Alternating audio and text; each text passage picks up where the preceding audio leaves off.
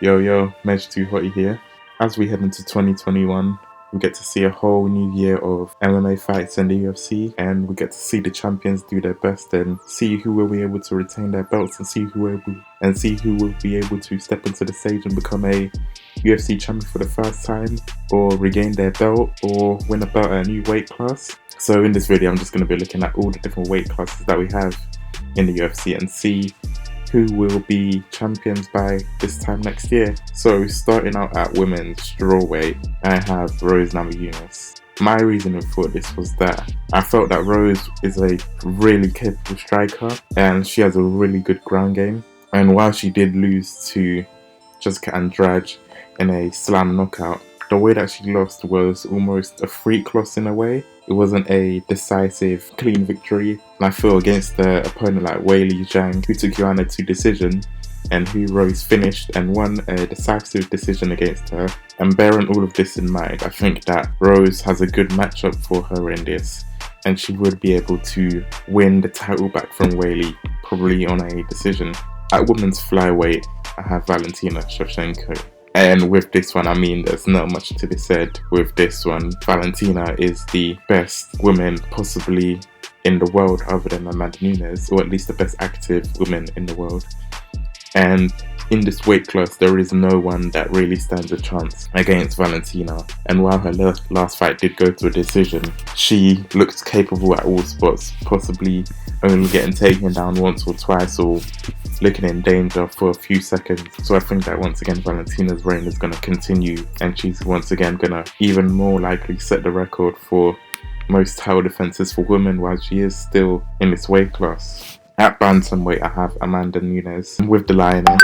While it does seem unlikely that anyone will beat her, she most likely is looking towards retirement, but if she doesn't retire, then I do feel that she will be the one to set a precedent and do what she has done continuously in this division and just dominate and make everyone else look like complete amateurs and not on the level of her as being the number one pound for pound woman in the world, and in many people's eyes the greatest women's fighter of all time in MMA. At flyweight, I have Davison Figuerado. Figgy is one of my favourite fighters to watch at the moment. He's got great knockout power, he's really underrated on the ground, and in his last fight we saw him have the ability to take it to 5 rounds, which a lot of people did question whether he did have the gas tank to be able to do something like this, to go in a full fight over 25 minutes. But he proved everybody wrong and was able to take all the shots and just look like a fighter who is the best at his weight class. And with this, I do think that he is gonna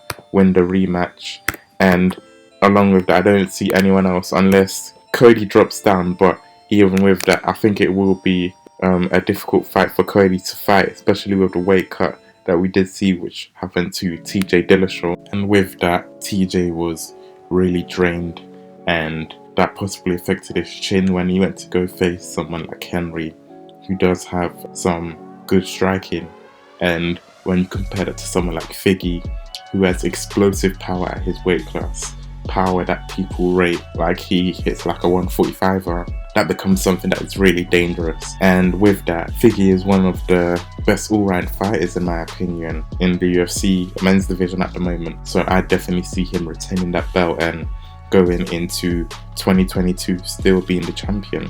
At 135 pounds, I do have TJ Dillashaw winning the belt back after he comes back from his suspension. The last time we did say TJ, he was getting knocked out by Henry Cejudo at 125 pounds after fighting for the flyweight title, and then after that he was caught by USADA for taking EPO, the performance enhancing drug. With that, coming into his return, while he has had 2 years off, and for any fighter 2 years is a lot of time, I do think that with the fact that he did get knocked out and he was finished, I think that is a good time for brain recovery in terms of allowing his chin to recover and allowing all the things within his head and his body to come back fully fresh, considering that many fighters do fight while injured and fight while they still have damage to their brain of previous fight. And with someone like TJ, that technique that he has doesn't go away.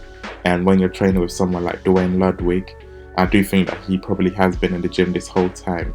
And going into that, I do feel that he will be able to get the belt back. Looking at the fighters that are in the division, when someone like Petr Yan is the champion, while Yan is someone dominant, I do feel that PJ does have the skills to defeat someone like him.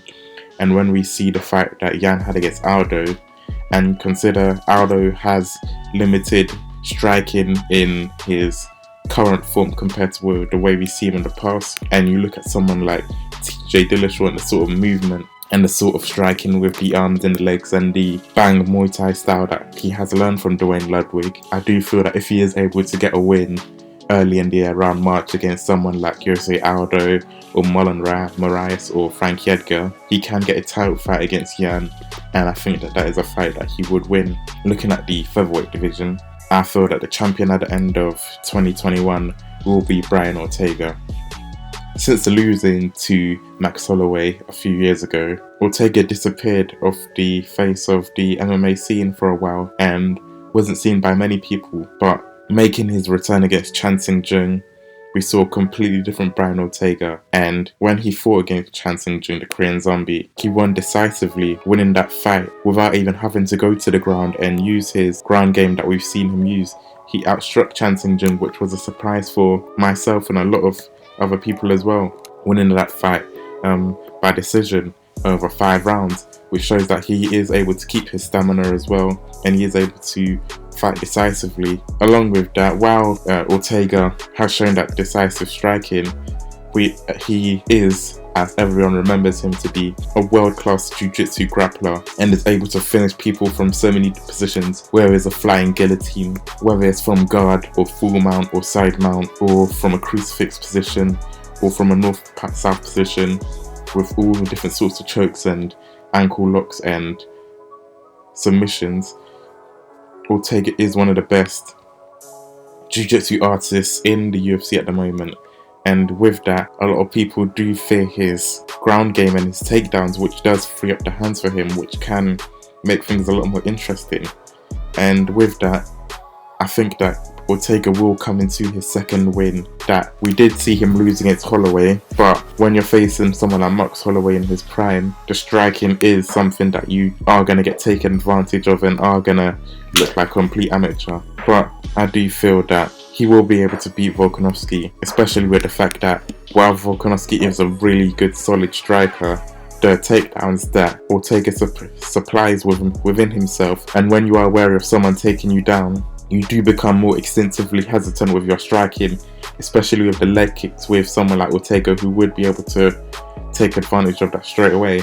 And I do think Ortega will use that to his advantage to beat Volkanovski and become the featherweight champion at the end of 2021. At lightweight, I have Du Bronx Charles Oliveira becoming the lightweight champion sometime during 2021 and remaining champion towards the end of the year. While we do have Dustin Poirier and Conor McGregor possibly fighting for the title in January, with that, the winner of that fight most likely would face Charles Oliveira for the UFC lightweight title. And with that, I do feel that Oliveira does supply all the skills that would be able to fight either one of those two guys and become the lightweight champion. In a previous video that I did talk about Charles Oliveira, you saw the way that he took it to Tony Ferguson, and when you have a striker of Tony Ferguson's caliber and a grappler of Tony Ferguson's caliber look like he's drowning in deep waters against someone like Oliveira, it really does send a notice to everyone in the lightweight division that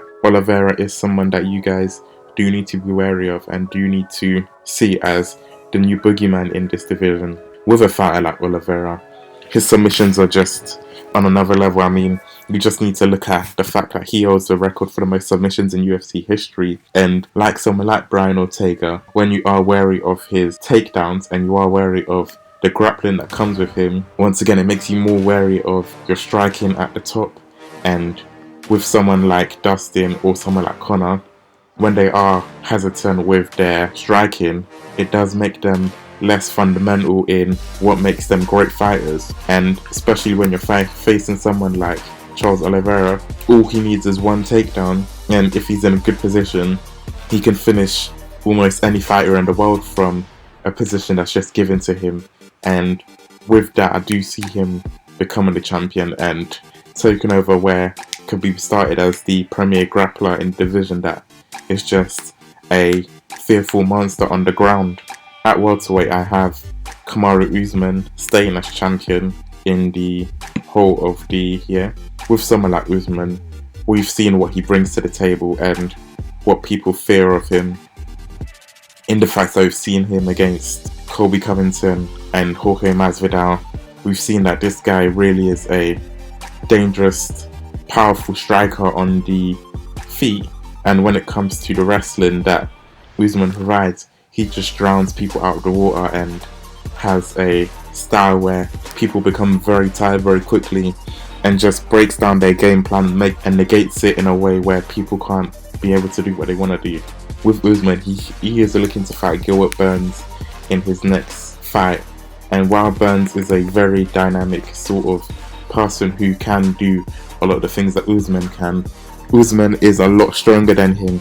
So with that, Usman would be able to negate all of Burns' takedowns with his strength, and especially when a jiu-jitsu fighter is fighting against a striker, especially when a fighter who is great at jiu-jitsu like Burns is facing a wrestler of Usman's quality, the jiu-jitsu is almost negated for the fact that the wrestlers do have the great ability to take people down and negate any of the positions that a jiu-jitsu person would want to do in all those situations. And then looking past Gilbert Burns, when he would be able to get past him, someone like Thompson, who did struggle against Woodley, would be in trouble. And then even the likes of Luque, Magny, or someone even like the unranked Kazmat Chimaev, I think would all struggle against Usman with the things that he does bring to the table. At middleweight, I do have Israel Adesanya, remaining UFC champion. With Izzy, he is arguably the best striker in the UFC at the moment, and he has provided a striking style that nobody has seen since the likes of Anderson Silva, just with people just being so hesitant and so scared of his counters and his leg kicks and the things that he provides all across the board with his striking. It makes people so fearful of what he's going to do, they aren't able to get into their game plans.